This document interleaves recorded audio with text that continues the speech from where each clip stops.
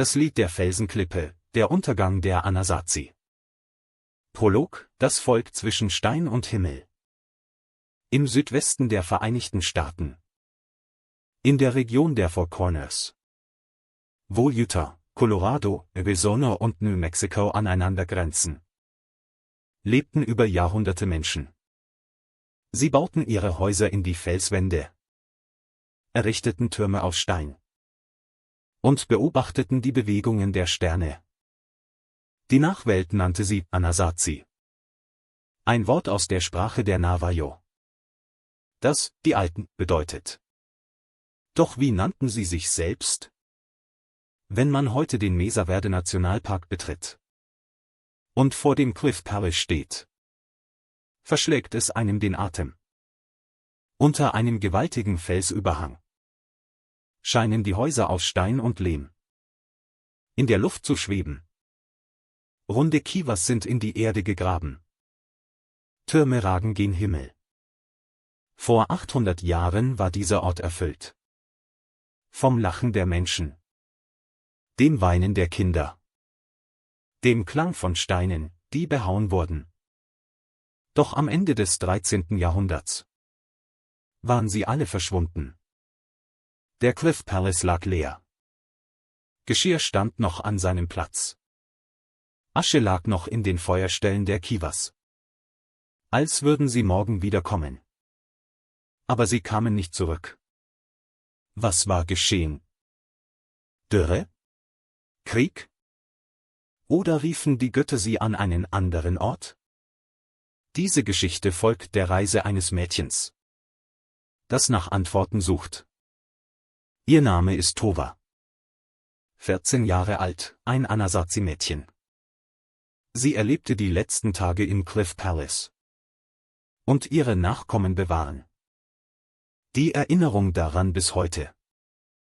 Erster Teil, 1270, der Herbst in Mesa Verde. Erster der Morgen im Cliff Palace. Herbst 1273, Mesa Verde. Die Sonne begann gerade hinter der Felsklippe aufzugehen. Rötliches Licht drang unter den gewaltigen Felsüberhang und tauchte die Steinbauten in ein orangefarbenes Leuchten. Dieses Dorf, das sich 30 Meter hoch an die Felswand schmiegte, glich einem Adlerhorst. Tief unten erstreckte sich ein Tal.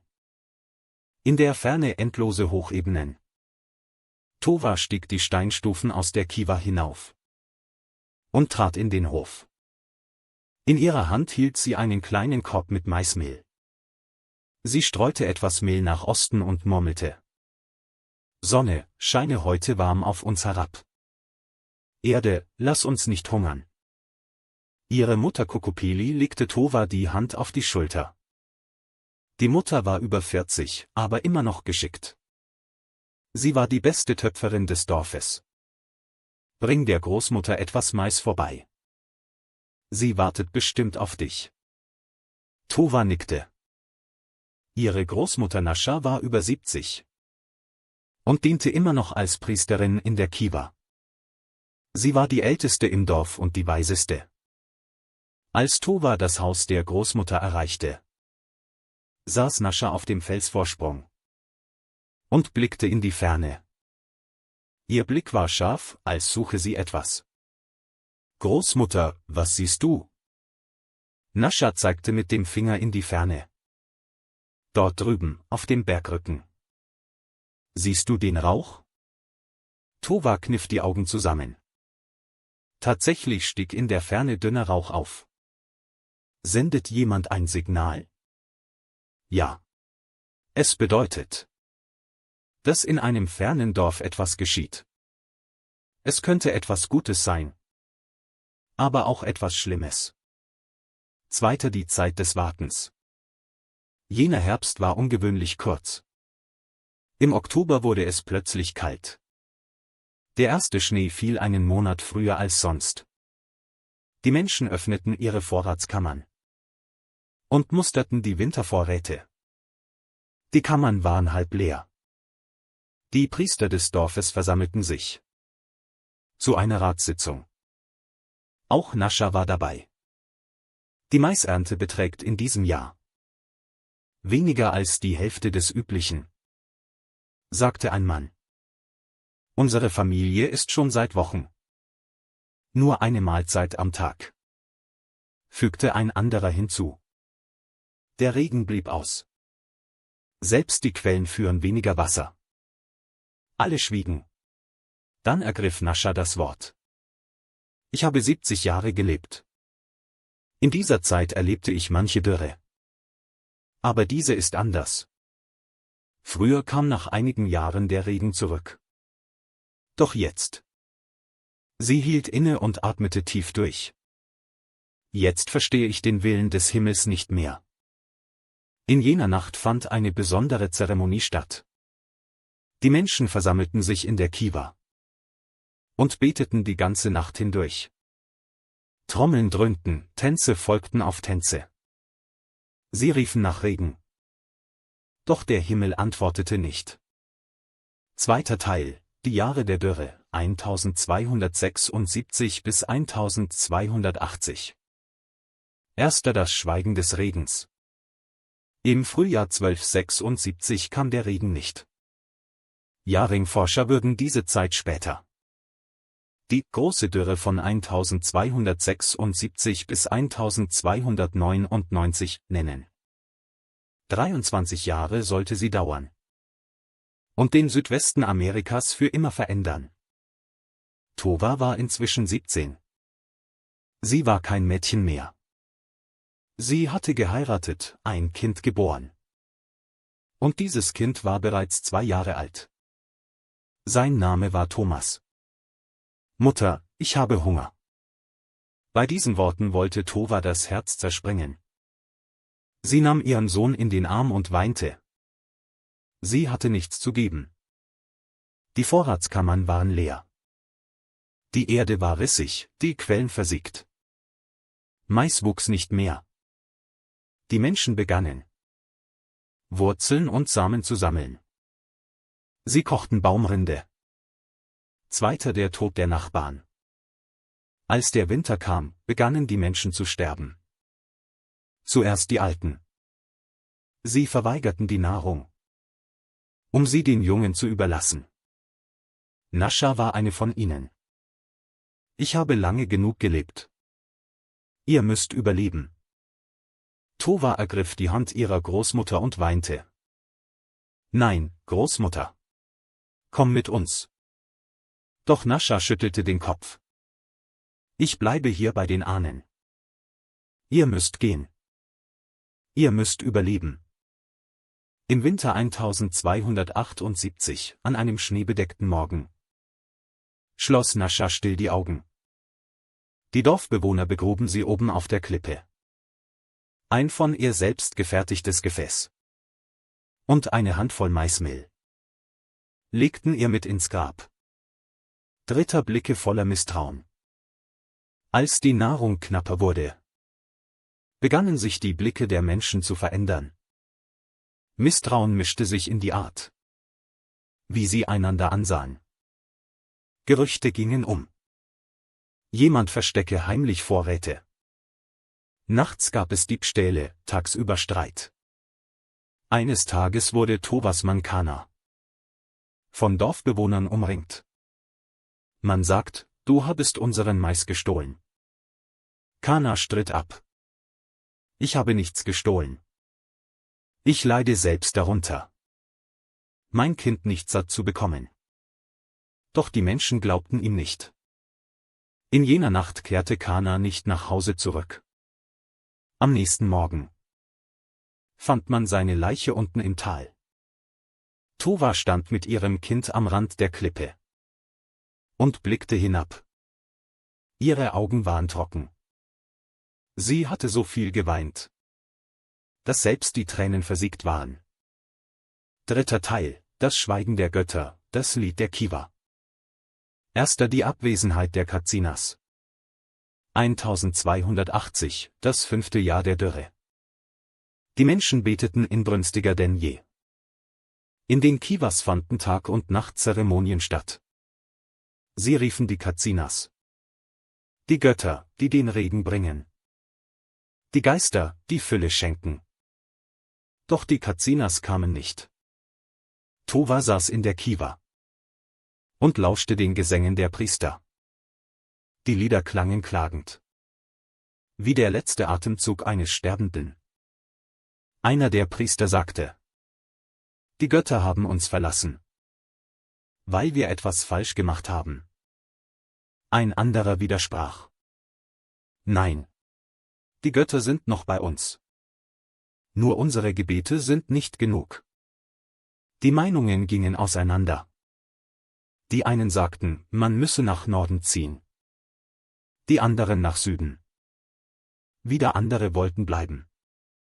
Und noch inbrünstiger zu den Göttern beten. Das Dorf begann sich zu spalten. Zweiten Briefe aus Knochen.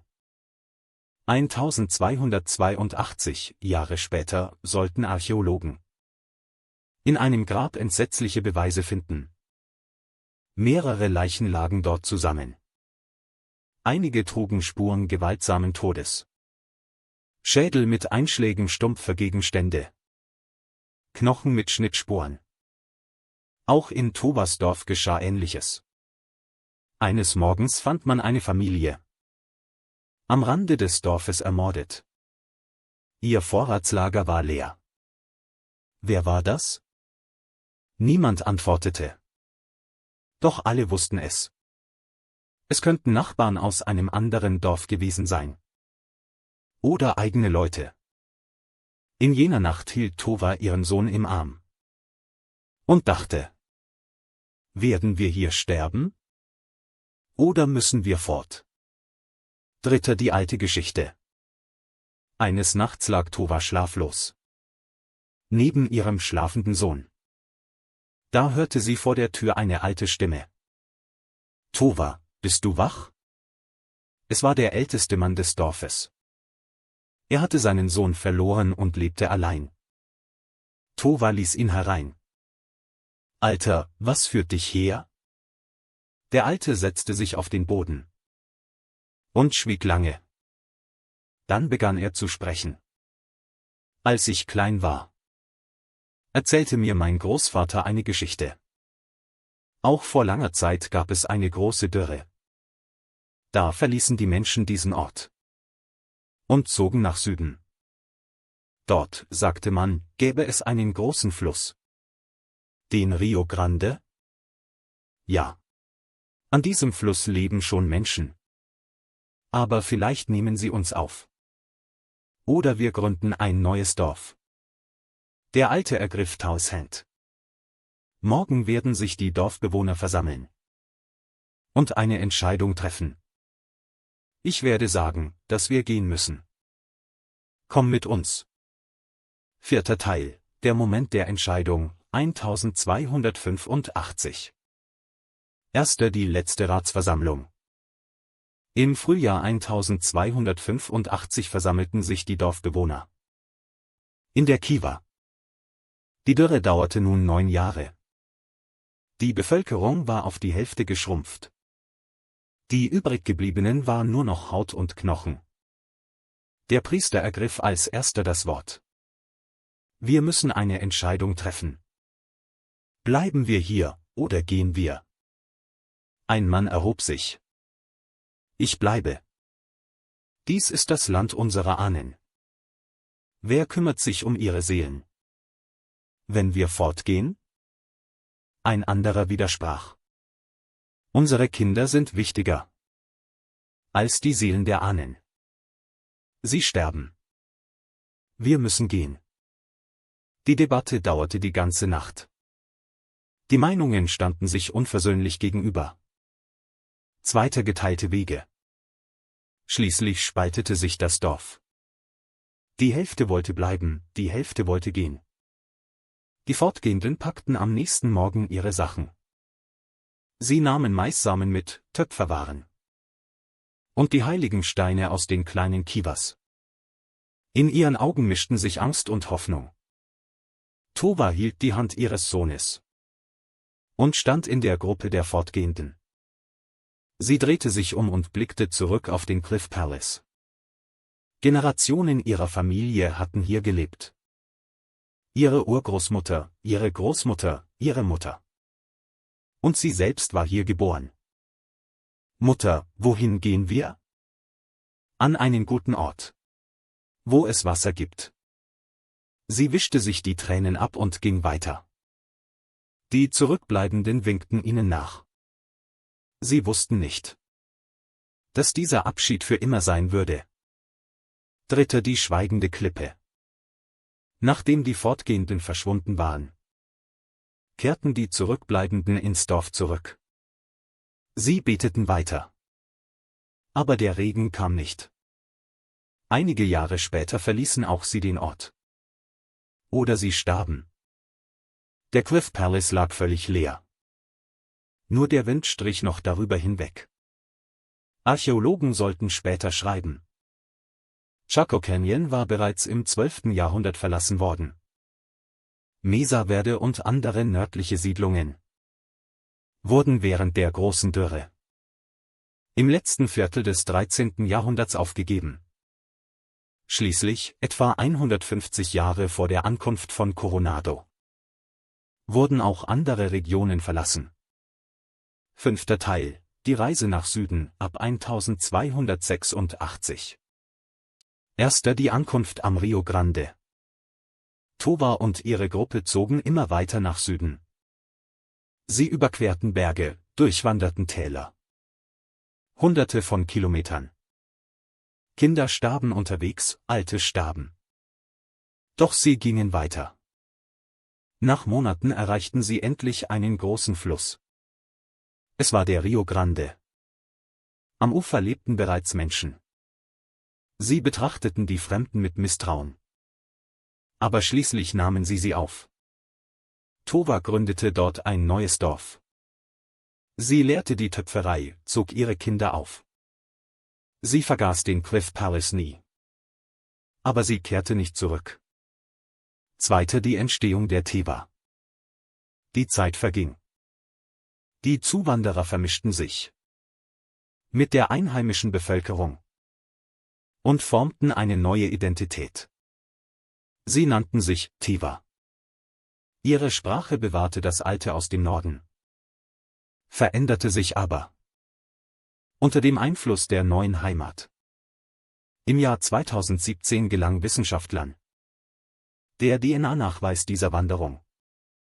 Die Analyse alter Truthahnknochen zeigte, dass Truthähne aus der Mesa Verde-Region und solche aus dem Rio Grande-Gebiet nach 1280 dieselbe genetische Linie aufwiesen.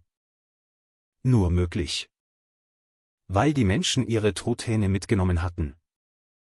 3. Die Macht der Erinnerung. Die mündliche Überlieferung der Tewa erklärt ihre Herkunft bis heute so: Wir kamen aus dem Norden. Dort gab es ein großes Dorf an einer Felswand. Lange lebten wir dort. Aber eines Tages verließ uns der Himmel. Da zogen wir nach Süden. Die Nachkommen Tovars bewahren diese Erinnerung. Jedes Jahr feiern sie Feste, opfern den Ahnen und bewahren ihre Sprache und Traditionen. 6. Teil: Die Suche nach den Gründen, was die Wissenschaft sagt. 1. Der Beweis der großen Dürre. Die Ursachen für den Zusammenbruch der Anasazi-Kultur wurden jahrhundertelang diskutiert. Doch mit der Weiterentwicklung der Jahrring-Datierung im späten 20. Jahrhundert ergaben sich wichtige Hinweise. Tim Kohler vom Santa Fe Institute und seine Kollegen rekonstruierten mit Hilfe von Jahrringen die Niederschläge und Temperaturen im Mesa Verde-Gebiet des 13. Jahrhunderts. Ihre Forschung zeigte: Die große Dürre von 1276 bis 1299 traf den Maisanbau tödlich. Etwa 40.000 Anasazi-Bauern mussten die Mesa Verde-Region wegen dieser Dürre verlassen. Sie zogen in klimatisch stabilere Gebiete, vor allem in die nördliche Rio Grande-Region und auf das Payarito-Plateau. 2. Mehrere Ursachen. Doch die Dürre war nicht der einzige Grund. Ein 1964 im Cambridge University Journal erschienener Aufsatz untersuchte verschiedene Hypothesen. Die Dürrehypothese ist die plausibelste, aber nicht vollständig.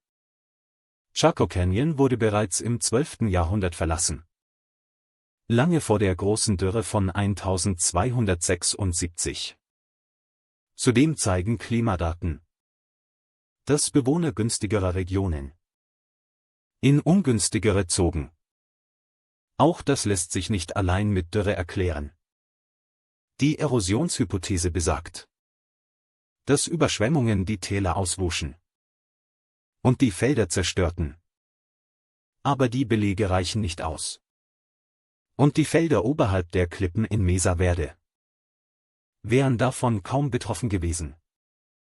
Die Apache-Überfallhypothese führt die Aufgabe auf Plünderungen durch athabaskische Stämme aus dem Norden zurück.